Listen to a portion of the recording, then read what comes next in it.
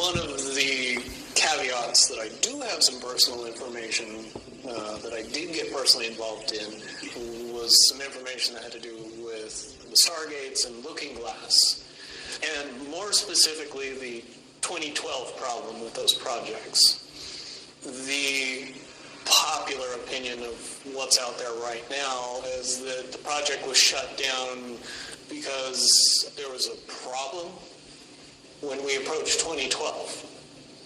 I've heard it described in a number of ways, but to my knowledge, the problem is that the timelines converge on that point in time.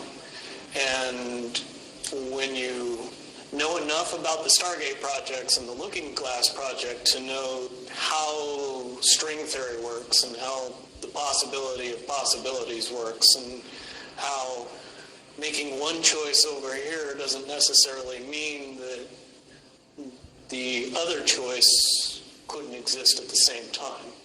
But once you get your brain wrapped around this subject, you find out that at the end of 2012, in an easy way to put it, the choices that we make become less and less consequential to the future.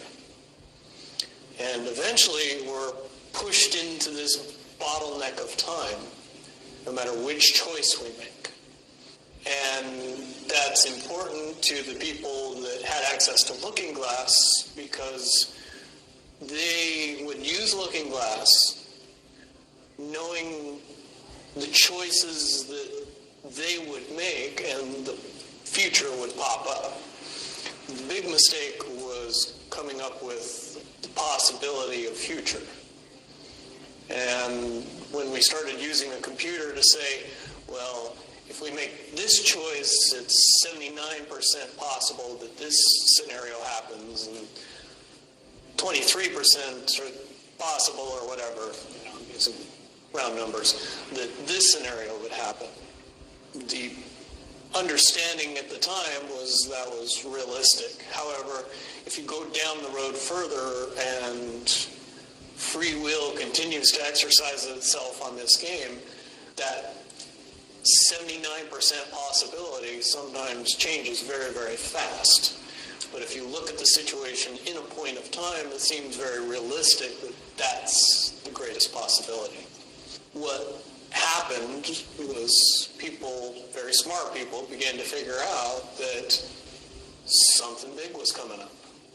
Something that made it so all the possibilities of all the future scenarios of any choice, come together any at one point. possibility that was fed in and observed through the Looking Glass inherently ended up in the same future. And no decision, no possibility changed past a certain point. That's the big secret.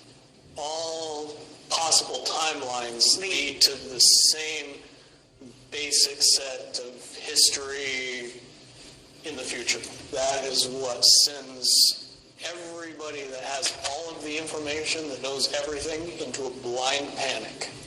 The people that know everything about Looking Glass, that have gotten all the reports and all the information, the elites of the world, probably figured out that that was the end of the game. And nothing could be manipulated beyond that point. When I was in the military, it would have been before 97 when I got in trouble. One of my particular areas that I was amazingly intuitive about is problem solving / mission planning, or more specifically, taking a bad mission and fixing it. Certainly knowing how string theory and possible futures works makes it so you can work your mind very quickly to see the reality of what's happening and decide what decisions need to be made to change it for a particular outcome. At a certain point, after they're done hearing the computer tell them, this is what's going to happen over and over and over and over again, all they become focused on is, how do we fix it?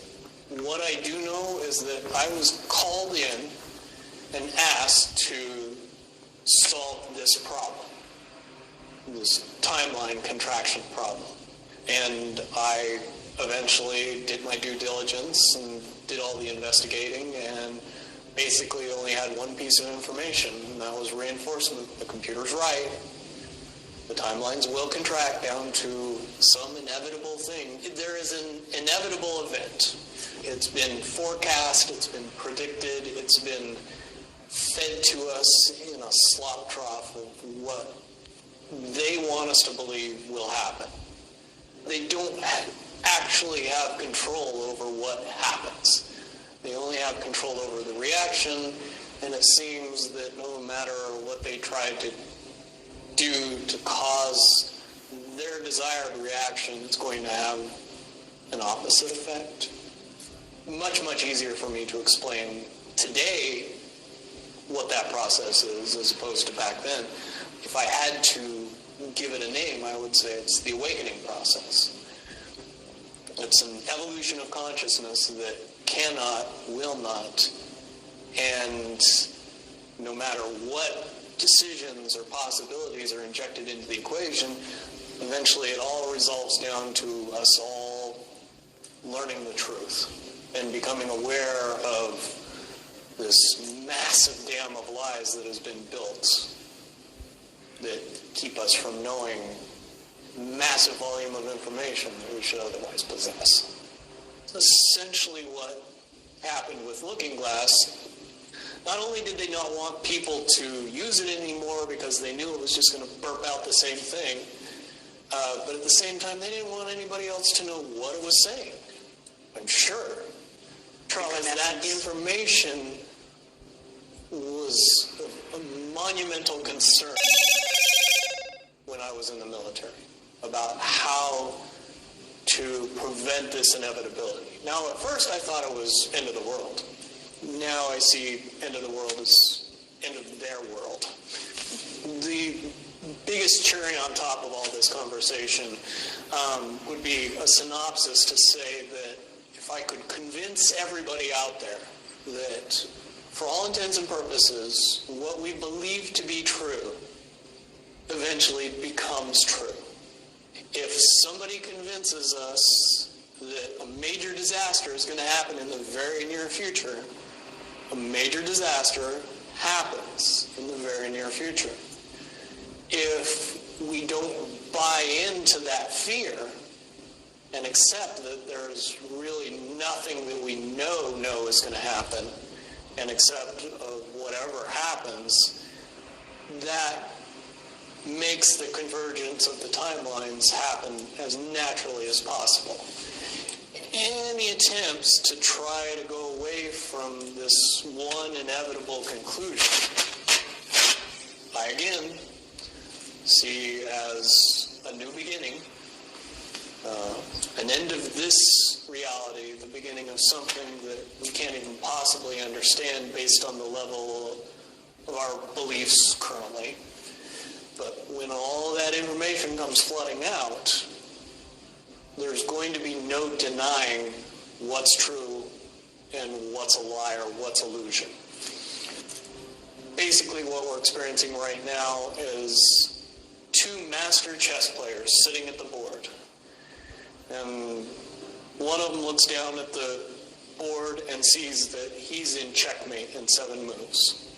And he looks across at his opponent, and he knows that his opponent sees it too. So there's no getting out of it. So at this point, the loser can only prolong the game. Both players know the game is over.